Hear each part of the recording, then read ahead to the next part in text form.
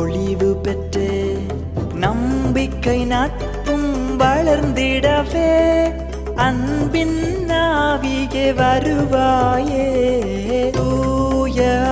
ஆவியே உம்மை கூவி அழைக்கின்றோ வருவாய் வரமே அருள்வாய்